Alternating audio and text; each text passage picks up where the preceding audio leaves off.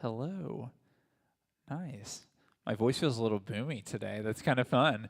Hello, everyone. Welcome to Woven today. In the way of announcements, just a reminder starting the first week of May, which I think is May 4th, is the first Sunday. Woven will not be at 3:30 anymore. It will be at 2.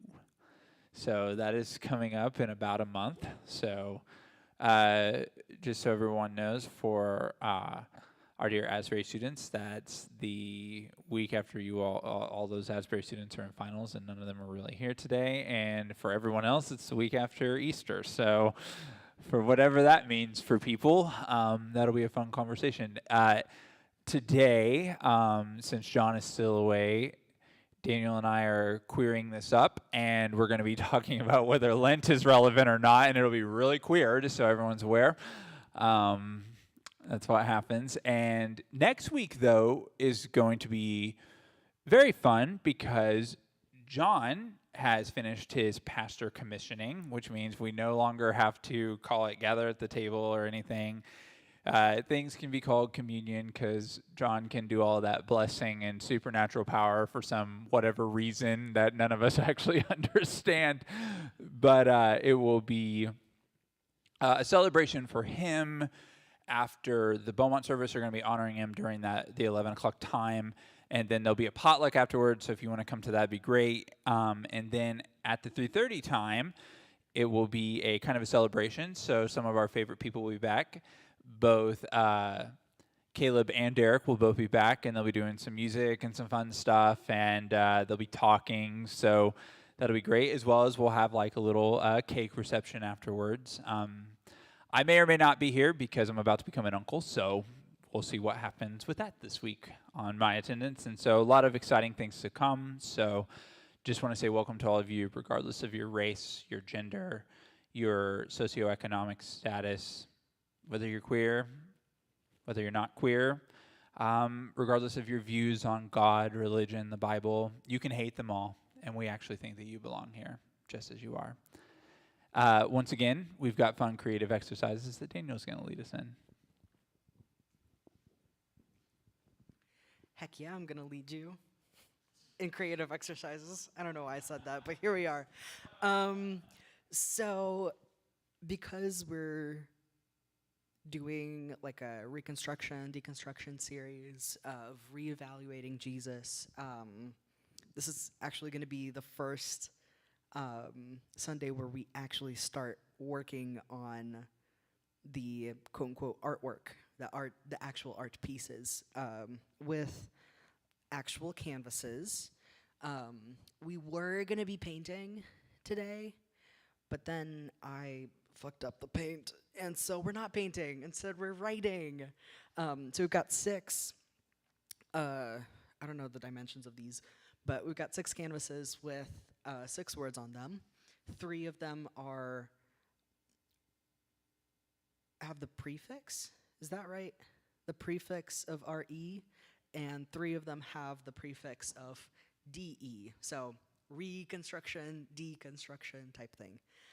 So the words are reframe, dethrone, resurrection, destroy, repair, and despair.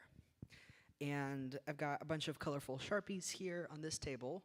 And I will invite you to take a Sharpie of any color and pick a canvas or 2, or all 6, and think of a time in your life, or an event, or a person, or a thing, a color, a sound that feels like the words written on these canvases. So for resurrection, something that this word is actually kind of challenging for me to think about. What do you associate with resurrection? Was there something in your life that happened that you felt like you were resurrected, or a part of you was resurrected, or an idea, or anything like that? And just write anywhere on the canvas. You can write over the word, around the word, in the corner somewhere. Just try to fill up the canvas with your experience, with your thoughts, with your feelings. And you can get as vulnerable or as general as you would like. Later, these will be painted over, so this will not be fully on display later. You also don't have to sign your name, but if you feel so compelled, you're more than welcome to. I'm not gonna restrict creativity. Um, and you're also welcome to doodle as well. Just keep it appropriate. We are in a church. That's all that I will say. And so that's one activity. If this does not feel like something you want to do right now, totally cool. I've got another canvas that's kind of like a color by number, except it's color by word. Um, these are just the original Pride flag colors that you were more than welcome to come and color in. So we'll take 10, 12 minutes to do this, and then we'll get into today's topic. So, break, get creative, do things. I don't know what to say. Transition time. Sparkle, sparkle. Oh my god, what the heck?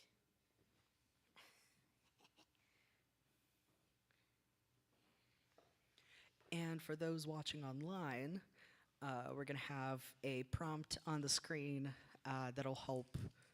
that'll guide you in a creative thing as well.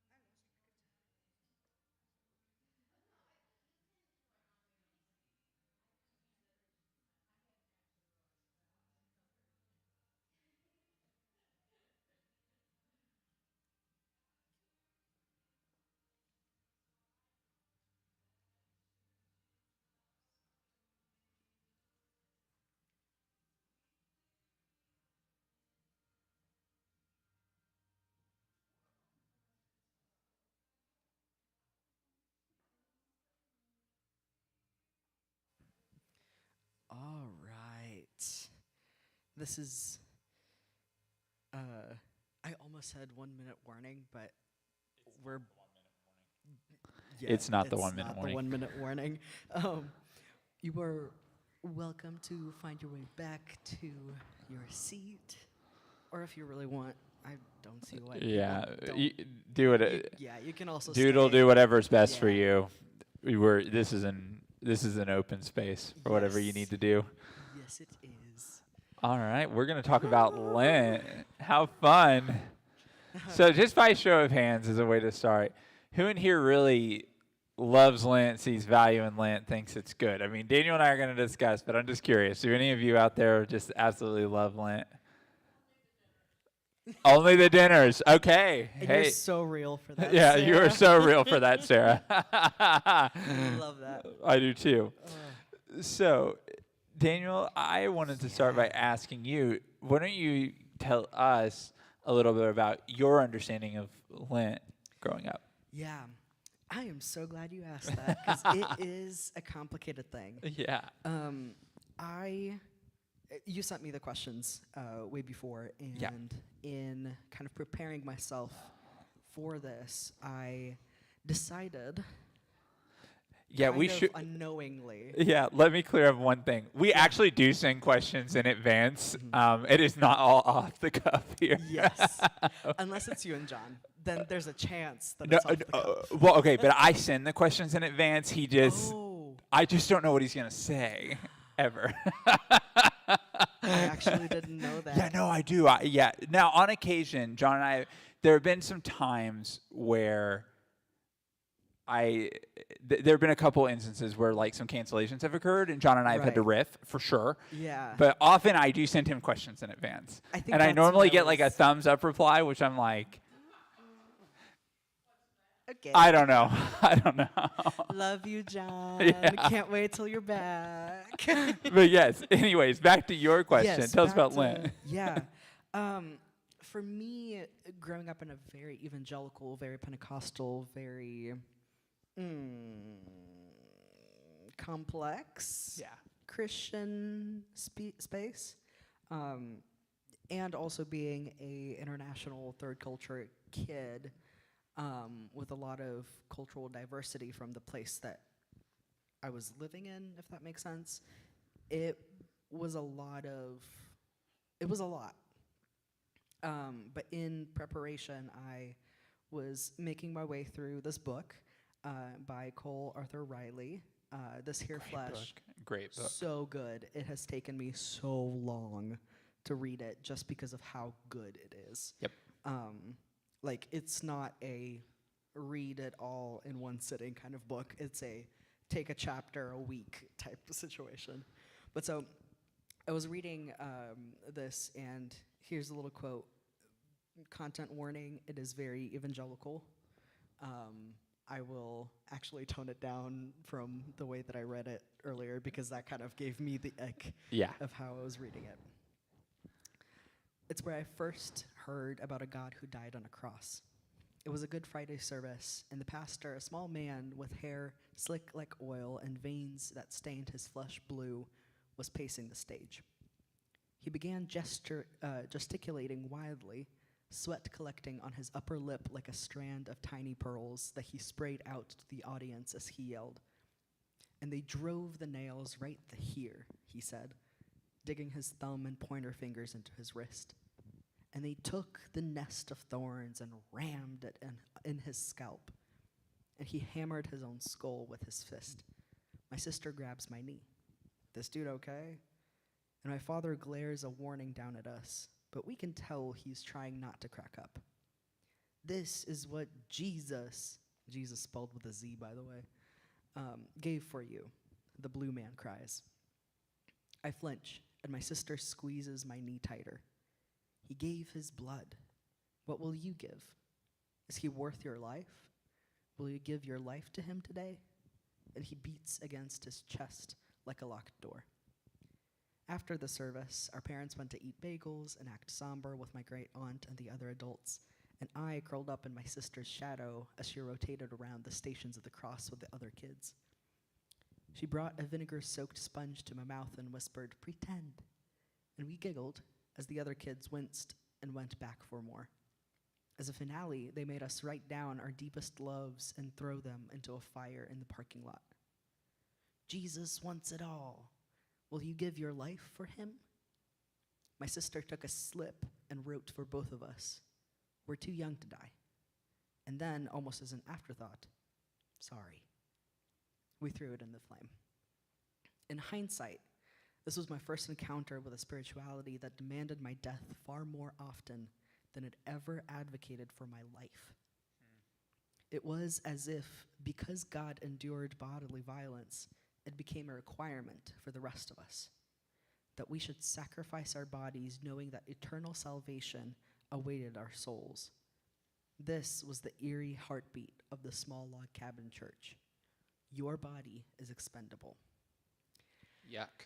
And that was very much the message of Lent, the message of essentially the gospel that I grew up with.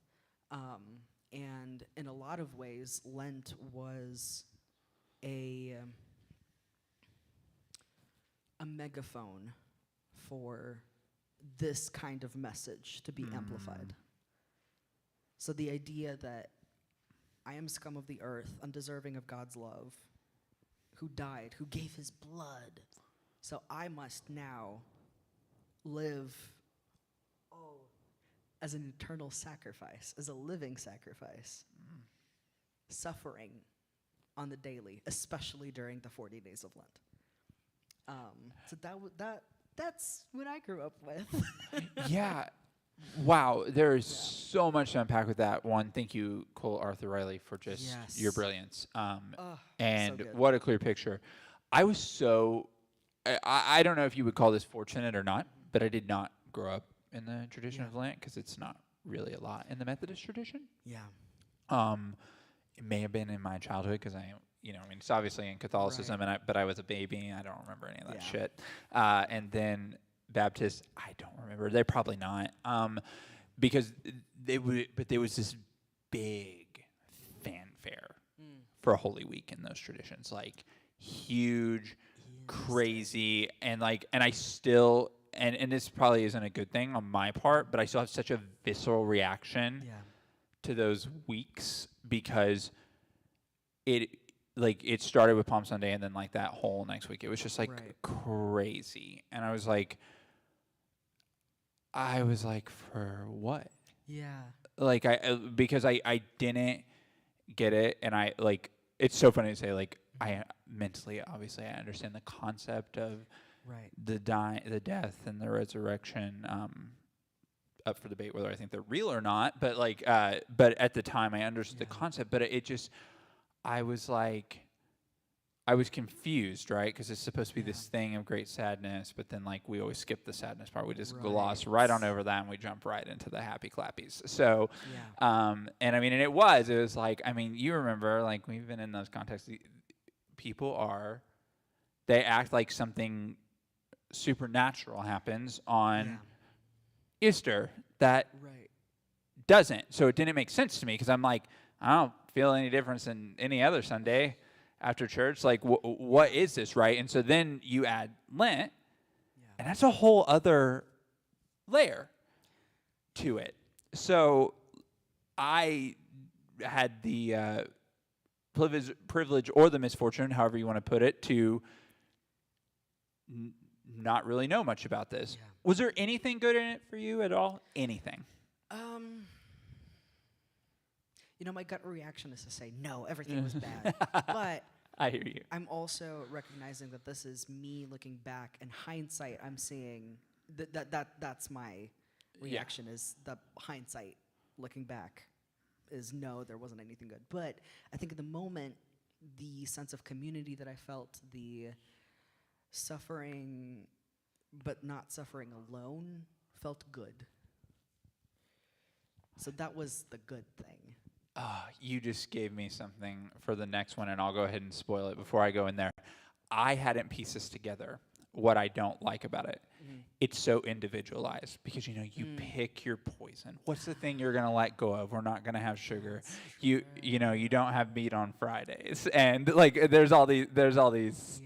things Choose in it, your right? adventure. Yeah. Choose your adventure. And it's so individualized, Yeah. right? Like, and as a queer person who most of my life has felt very isolated in that way, Yeah. there's no communal aspect to that at all. And other than like because even think about it, even like what we did here for Ash Wednesday, it's like you come and you get the little cross thing. And it was nice that it was John, but they do that. I mean, like they still do that, right? But it's a very personal, then you grab your individual prayer card. And so it's not a communal season as much, but then you recontextualize that in what you just said. So it's fascinating. Yeah. I think it was just more the camaraderie of being in pain together, of having given up something individually, but then commiserating together. Yeah. Like that felt good. Yeah. But also that felt like shit because we were all suffering. Yeah. Like, I don't know, like the mental hoops and gymnastics That's right. that I was doing at the time, looking back, how did I not break my neck? How did I not die? Like, that's wild. Yeah. Yeah. And there is a way to do it differently, right? And it will be interesting as we get farther down in these questions as we rethink about it. But I think about post-election. Our Woven team came and just like gathered together, and we were just together, right? We were grieving. Yes. We were not okay. Yeah.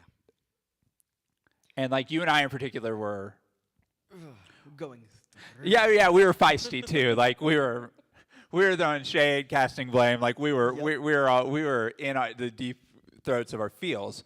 And I do think that there is something in this season. I think Cole Riley gives a lot of pictures of this in the Black Liturgies book as well as in this book too, of how you can reframe and rethink about it. But I think it has to be on an actual unified collective grief more than a symbolic grief. And I think that's one of the challenges before, and I'm going to re-angle my question because I'm sure there's a lot talks about Lent, but one of the things in your first question that I do not want to leave is you were made to feel a certain way, and this is pre you realizing your transness. And so it's already hard, right?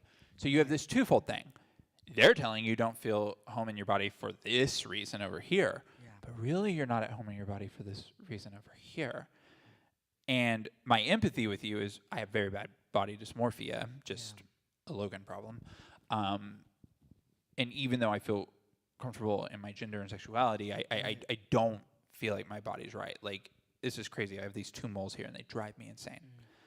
But it's going to cost me $500 each to have them removed because I don't like them, not because they're not precancerous. And so, like, it's like there's these challenges, right, and these things we have to learn, and, like, those are hard things for people to go through. So I can only imagine they're telling you to feel over here, right? Right. And then you're also probably even in your mind, even if it's not at the forefront, beginning this journey and this process of becoming Daniel, literally at that point. Yeah. And it was also, I've always viewed Lent as this season of darkness, of gloominess, of like brooding, very emo, very I'm going through it, and because I'm going through it, I am holy. And I really took that to heart, that idea of my suffering is holy. And I just assumed that because I am suffering, because this was the pain that I was dealing with, everybody's dealing with this pain. Oh, meh, wrong. No. Wrong. No. Like, no, not everyone wishes they had a specific type of cancer so that they would not have a certain part of their body anymore. Yeah. No, this is not normal. And that was an actual thought that I had growing up. Yeah. That was my suffering. And I thought that, everybody wishes they were suffering more. You're right, and I can't recall a specific instance here, but I do think that I projected suffering onto myself that wasn't real because I thought that's what I was supposed to do. Yeah. I thought that's what Christianity was asking of me. Yeah. Now I understand it is kind of a pseudo demand, and that's an awkward thing, and I don't want to diatribe on that, but like that's it for another time. But Yeah. in my mind at the time, it's like, oh, this is the ask, right? Is I Right. need to take on this suffering, let alone the fact that, every night I'm on my knees begging myself to not like Yeah. the same sex, right? Yeah. And like not even understanding that like that I was literally torturing myself. Yeah. And that, my gallbladder would crap at 30 and all of these things that happen that are completely outside of my control, I mean, Yeah. I in post-that get GERD, and so then you have to make sure it's not your ticker, and you have to go to the ER sometimes, and you have to figure things out, and you just have to sort out things in life. It is kind of funny, that pressure. But there is a real problematic element of Lent Oh yeah. that we've got to address. And that's after it in the Bible. It's because it's about a showdown with the devil. Like, what is with that? Literally, Jesus ends his Lenten season, and it's like, I'm going to go take on the devil. I looked up that passage because it's been a hot second since I've read the Bible. I am not on good terms with the Bible. I will be very upfront with Yeah, me neither. that. I'm recalling I- from my memory. I had to look at it because I was like, am I actually remembering this right? Was it as sassy and was it as dramatic as I remember it being? Yeah, it is. Yes, it is. Yeah. And you know what it felt like to me? It felt like someone had a really bad drug encounter, where they were literally tripping balls, pardon my French, and they just wrote down nonsense. Like, it felt like nonsense to me looking back at it. Yeah, my problem with it is, so we go through this season of suffering to fight some supernatural evil. Yeah. Why? Right. What's the point? Why? What is the point? All this, and for what? Right. Because here's the ultimate truth, right? Like, Jesus does some good smack talk and still dies on the cross and does that whole thing per the biblical text anyways. And then the other thing is this, right? Like, going through Lent doesn't change the fact that people we know and we love go through really traumatic and hard things, and oftentimes we're really limited in what we can do Yeah. and how we can support, I mean, especially when it's outside of our own experience. Right. Like, I don't know how to help someone who has a cancer diagnosis. Yeah. I don't know how to do that. Yeah. I can sit with them, and I can do my very best to love them through their pain and through their grief, Yeah. and hold their hand and do the very best I can. Yeah. I can't even help people who are like me, who tend to catastrophize things and Right. immediately jump to worst case scenario because of my own Yeah. trauma and my own triggers. And so the hard part for me in that written encounter is that doesn't really fit our worldview narrative of today. I don't leave away from this season of time with the same sense of triumphance Yeah. that I once superficially thought I did. And I recognize the challenging part for me and the challenging part for Lent, and just so you all know, we're painting the negatives first, and then we'll go into more positives. So just so everyone can follow we'll the try through to line. go Yeah, into we're gonna try. We're gonna try to. The challenging part for me in this is that's just doesn't match my lived worldview, right? Like, okay, so I have this warm, fuzzy feeling post-Easter. Yeah. We still have unfettered capitalism, historic poor people. We have wars that we funded where we're just allowing innocent civilians to be murdered. Yeah. And that has been going on literally for most of my life. Yeah. Most of my life, that's been a lived experience. I now add worries that I worry about my grandma, who I just talked to on the phone, getting a Social Security check, and all of these things that are just, there's nothing I can do. Yeah. There's nothing I can do. And so that's the hard part, right? Is I get it. There is something, I'm not saying there's not beauty in it, about sacrifice Right. and reflecting upon real suffering that is really happening in the world. But a lot of those real experiences are outside of spirituality. Yeah. And that's a tricky thing it's really tricky for people with the headspace of where you and I are. Yeah. But even more so, right? It's like one of the conversations I have with John is he doesn't think of suffering as a mandate on life. And on one hand, I agree with him, but I also, on the other hand, think suffering is a little bit inevitable because of societal structures, like on those words you picked. Like, I love whenever you put on dethroned, because my thought was like, man, if these systems could actually be dethroned, wouldn't that be a real change to the suffering? Wouldn't that really put what people cling to in progressive Christianity as Christ-like values into it, right? But the systems continue. Sarah and I were having a really productive conversation solely about politics, so I can't talk about all of it because I would totally get, I don't know, I'll probably get sued by someone. But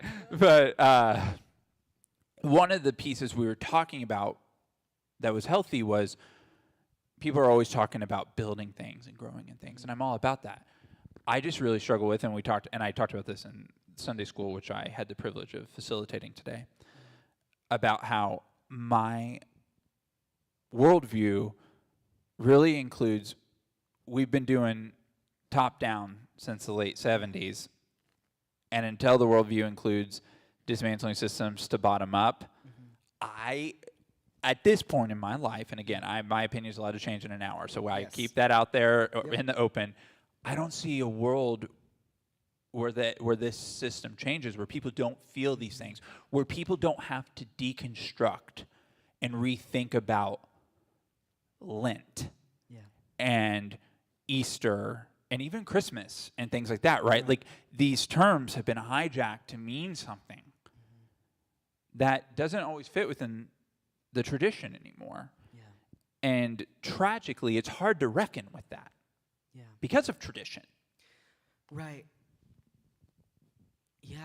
And one thing that I just now remembered is that at the very end, after Jesus confronts the devil and has the whole back and forth with him of throwing scripture back and forth, none of which is in context, right? On either side, none of the scriptures are in context. Just want to put that out there to everyone. But afterwards, Jesus gets help from the angels. Yep. Someone rescues Jesus. Yep. And helps Jesus get back up on his feet. I remember there was a video game that I played when I was a young child. It was like a computer. It was like on a little DVD that I plugged in, and it was nice. It had that story was part of that video game, and I remember so vividly how they animated the angels coming and picking Jesus up. Wow. And I keep thinking, okay, Jesus did this right before he went into ministry. And he got help. Yep. Right now in this world, there are so many people suffering that are not able to go into ministry. That's right. Because no one can come and rescue them. That's right. No one can come and help them. That's exactly right. And the other layer to that, too, is, right, and this is, so sorry for challenging tradition here. This is really, but I am about to drop a bomb on it, and I'm not going to front. Oh, this I'm isn't so not even. excited. This isn't even in our question, so this is bad. Thank you, Daniel, for inspiring a thought. One of the challenges of tradition is when we talk about suffering, we don't reckon with what the real suffering is in today's age, right? So, like, one of the things you and I talk about often is the expectation, and I bet so many people that is in this room feels this in one way, shape, or form. So, but I'm talking about one angle that only you and I can speak to. Yes. And that is coming into a space a church space as a queer person where I've been kicked out of, I've been shamed into submission, didn't work, but they tried. And Give it their all. yeah. And then every religious space I expect that I come into still has some level of expecting a queer person to conform to that tradition. Yes. Not reckoning with the legitimate suffering of the queer experience, even showing up in this space. Walking through the front doors into the building and sitting down in a pew. Yeah, one of the most healthy things I ever heard, it was in a recovery space. They looked and they said, just walking through the doors is 60% of the battle. Yeah. Because just motivating yourself to do the hard thing that you truly do not want to do is hard, and then you add conformity on top of it, right? Because it's steeped in this tradition. And I think one of the things, and I'm really appreciative of people, and this turns into the positive, like what Kate Bowler is doing. So, and I said this last week, but I think it bears repeating. Kate Bowler is a Canadian who had stage 4 metastasized colon cancer. Oh. Got on a miracle drug, still alive. Wow. And because it's free in Canada. Yeah, there you go. So anyways, nice. Not going to touch that politics at all, but just was able to do that, but went through a state of suffering, right? Because there were multiple experimental drugs to go through. Right. To figure out, and had to do all that. I'm going to leave at 35. I have a kid. I have a partner. All these things happen. And so there's starting to be very slowly a recontextualizing of this Lenten conversation that really is about what real people are going through. And I had sent some of those in picture form to you, and I thought, I'm like, you know what? This is a good first step. So Kate just put up 5 questions to ask yourself during Lent. What am I holding on to that I need to release? Where am I craving certainty when I might need trust instead? What's something I need to grieve instead of getting over? Where do I feel stuck, and what would kindness towards myself look like in that place? And where can I give someone grace? Yeah. So there is, slowly but surely, and it feels very new, to me at least, people are starting to cave out of space to make to expand, or in my view, rebuild the tradition that factors people's real broken experiences. Yeah. And it's slow, though. Yes, it is. And what this screams to me is evolution. And what I mean by that is she has taken her experience, probably also the experience of others, the experience of going to therapy, maybe doing like shadow work stuff. Absolutely. Because that all happened. Grief support groups. Yes, grief support groups. And those questions, the way she frames them, I also looked at her Instagram page, which is incredible. 10 out of 10 recommend. Absolutely. It was challenging for me. Me too. Because I am kind of a hater of Lent, but to see someone who is genuinely a fan of this kind of season and is able to communicate that and to share with that and to foster a better encounter with Lent is encouraging to me. That's right. So I think there's value in that, but I also don't want to paint with a broad brush and say everyone needs to do this. That's exactly right. Every year during Lent. That's right. And that was actually going to be, and I actually flipped these questions on purpose, is so one of the values of Woven, which you and I are actively trying to adopt, we're really trying to hold on to the, Woven doesn't have very many core tenets, but this is one. And that is that God is better than we think God is. Yeah. So what do you think Lent can look like with that mentality of God being better than we think? Because that is the core question around, because it's easy to criticize. Right. It's harder to reframe. Yes. Of course, you're asking me a God question on I- the week that I'm really struggling with God as an idea and as You a are not thing. alone. I am I right there know. with you. And I know, but you make it look so easy. Len. Oh, fake it till you make it. That's freebie for everyone.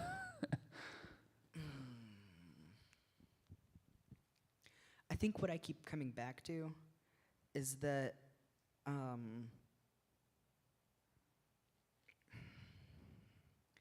Lent, in the structure that we know it today, was not made up by God.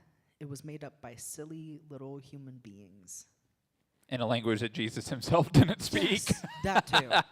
And so I think the way that we can fit Lent into our life and into our relationship with God, we are choosing to believe that is better than we can ever imagine, is by just allowing ourselves the grace and making an intentional space for Lent to take on whatever form we need it to, whenever we need it. That's right. So not necessarily, like right now, and this is kind of something that I've struggled with for a long time. Lent is during spring. So this season of solemnness, of reflection, of like deep, dark, broody, moody vibes is happening when plants are waking up, when trees are growing new leaves, when everything is blooming and the air is fresh. It never made sense to me. Like those two seasons don't go together in my mind. And I think part of the reason why I struggled with Lent is because it just seasonally does not make sense to me. But at the same time, I recognize that there are so many people who are personally experiencing dark seasons in their life. And regardless of what's happening in nature, this kind of a season makes sense. Yeah. It's funny. I'm hearing with what you're saying and something that Sarah blurted out at the top when I asked the initial question, which is, it's about holding space communally, and I do think that it is hard to get out of the individualism of Lent, and I truly do think that Jesus probably, if he even did it, I don't know the answer to that question, so don't quote me on that, but if this event happened, I don't think the fight with the devil happened, but the 40-day event might have. Right. But I think that event might have happened more so because of Jesus' personality. Came across very introverted, saved the energy for the big fight, and then went back and recharged, right? Yeah. That's definitely an introverted move. And so while that might work for people that are more introverted, that doing that kind of thing takes more energy out of them, I do think for a lot of us it is going to look a lot more like, my favorite part of this space with what they do before the Lenten season begins is I actually like the potluck beforehand because I feel connected to the people I want to be around. Yeah. And the people who bring me a lot of life and who help put me in, regardless of what my headspace is, right? Yeah. Is we're in by just showing up and doing this sharing meal thing together.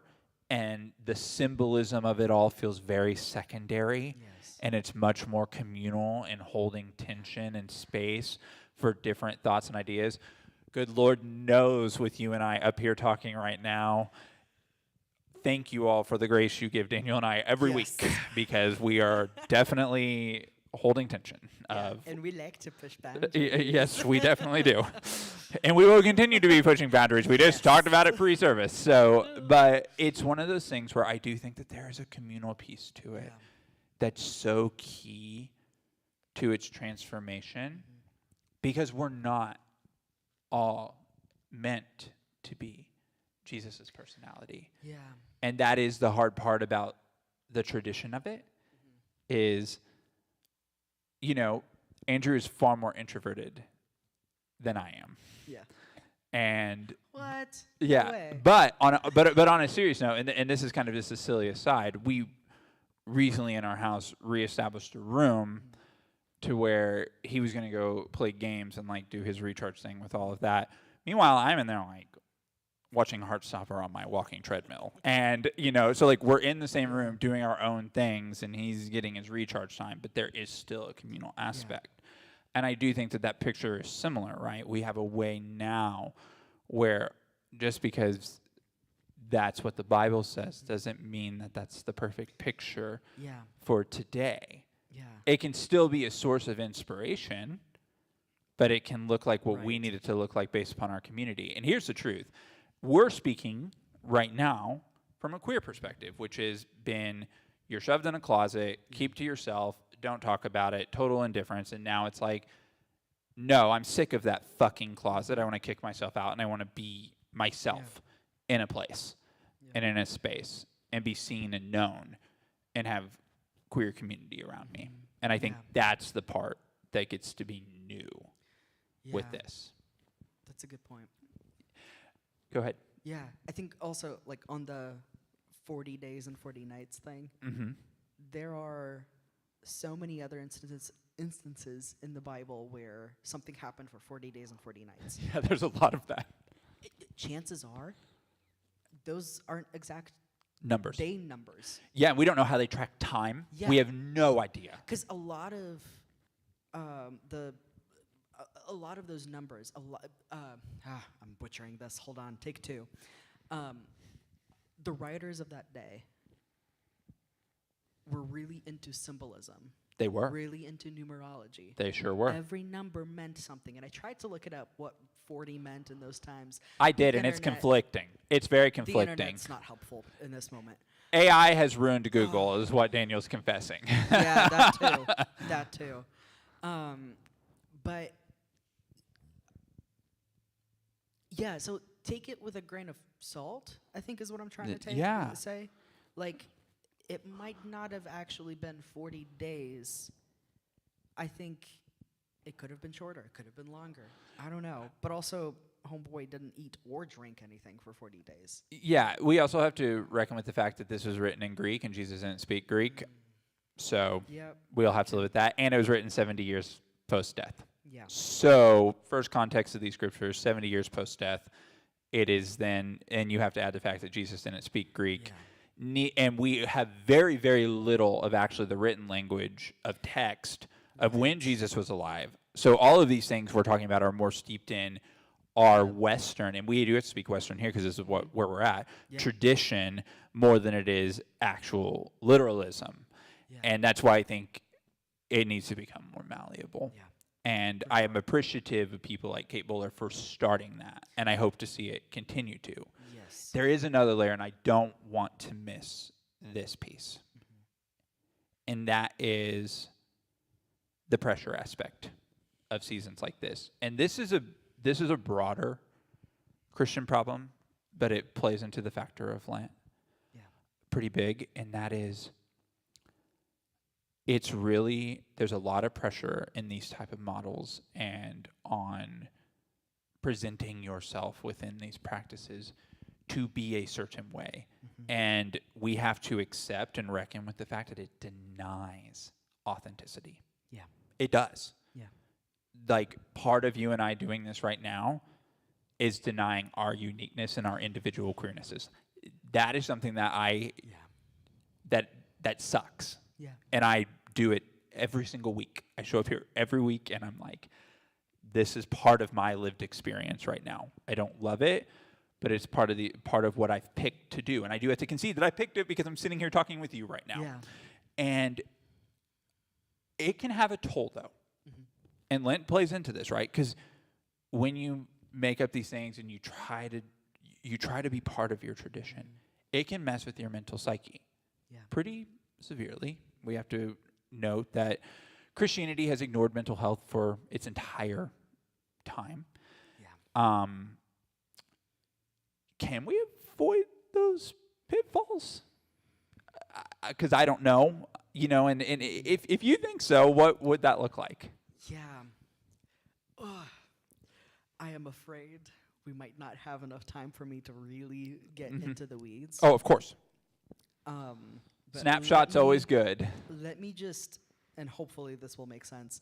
I literally took the questions that Logan sent me and wrote out little bullet points. I love it. This is the question that has the most bullet point answers. So, can we avoid these pitfalls here at Woven? What does it look like? Since we are both staff members at Woven, there is only so much preparing and breaking down of ideas that we can do in That's right. preparation for this. That's right. Furthermore, us two, we are not entirely the ones steering the ship here. The ship being Woven. Maybe not at all. Yeah, right, Maybe not at all. Like, it feels like we are living in an illusion of we are in control, but also we're really not. Right. It is funny, and because I used to think this too when I first started visiting here. Is I'm like, oh, these people have all their stuff together because of the people up front, right? And then Michelle Roller laughed at me and was like, Yeah. she's like, we're doing it by toothpicks, man. Yeah. Like, what are you talking about? Yeah. Yeah. But so, because we are not entirely in control, Yeah.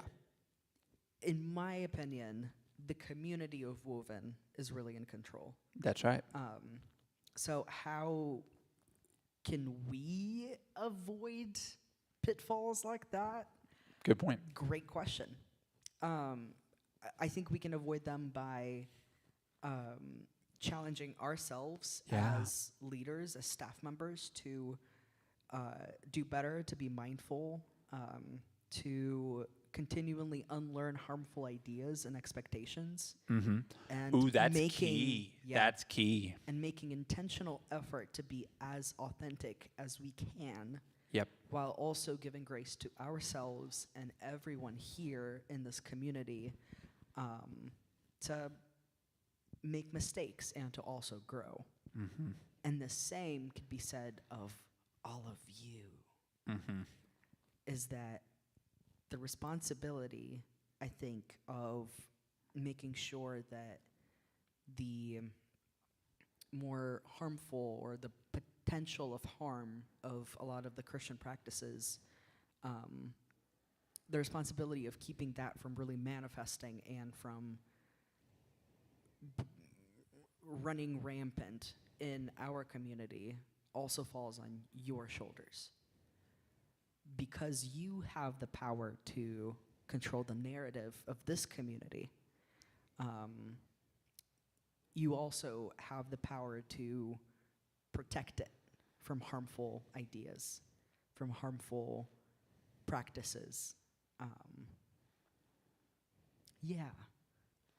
Yeah, what you were talking about is so beautiful because I read this article by a faith thought thinker is what I will call him. His name's Casper ter Kuile. Can't recommend him enough.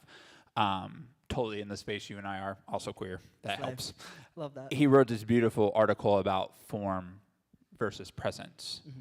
And I think that's actually the conversation we're talking about is Lent has a form to it. Yeah.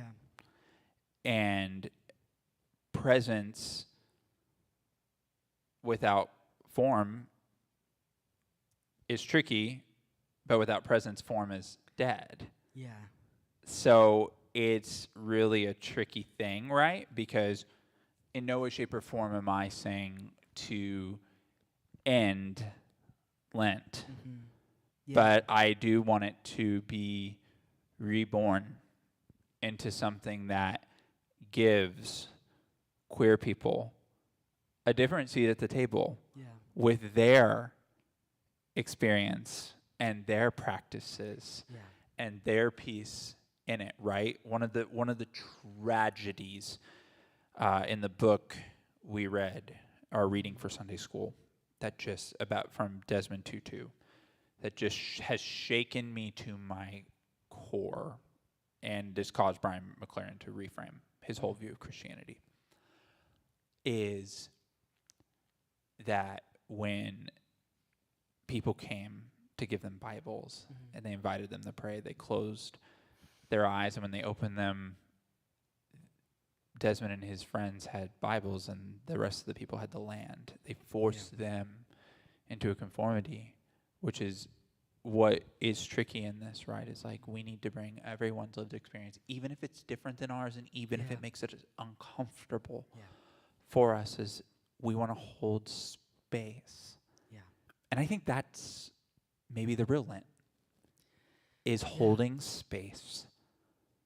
What if that's really what Jesus was trying to do? Yeah. Was he did the thing to hold space for people That's that true. were different. Yeah. Hold space. And the part of me that likes to push back against tradition also wonders if Lent actually needs to happen for all of us during Lent. Mhm. Like, what is stopping us from intentionally setting a 40 days and 40 nights period during the summer Yeah, that's right. or during winter or during fall? Yeah. Literally at any other point. Or break it up into smaller sections. I don't know, 4 days at a time. We're in the slippery slope because we're confessing the church calendar is only so helpful. Yeah. But for all of Yeah. us, we're all not always in the same space. And that also doesn't mean we can't celebrate. It just doesn't mean Yeah. where our headspace is. Yeah. It's And- like I'm giving myself permission in this season to not do anything for Lent because I don't feel like it. Right. Is that bad to say? No, I'm not doing Am I anything. being a heretic? No, we are doing something for Lent. We're showing up. We're showing yeah. up. Like, and if that's all you've got, that's enough. Yeah. Just show up. Because we're here. Maybe begrudgingly. Yeah. Maybe begrudgingly, but we're here. And you all are here, and we're grateful for it. And we just can't thank you all for being here and hearing two queers be awkward, and Yeah. we're trying to be brave as Yeah. we're trying to sort through. We're trying to make sense. Yeah, as we're trying to sort through some reevaluating Jesus and all of the things that we're trying to look at. And I'm actually so grateful to you for this conversation.